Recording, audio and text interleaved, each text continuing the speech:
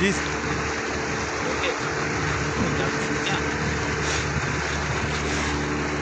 بسم اللہ الرحمن الرحیم۔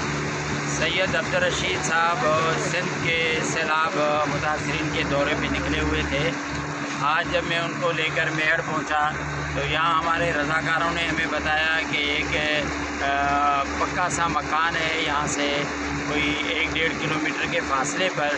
اس کی اطلاع ہے کہ وہ گھر میں اکیلا ہے، چوکیداری کے لیے رکا ہوا تھا، اب وہ بڑا پریشان ہے، اس کو ریسکیو کرنا ہے۔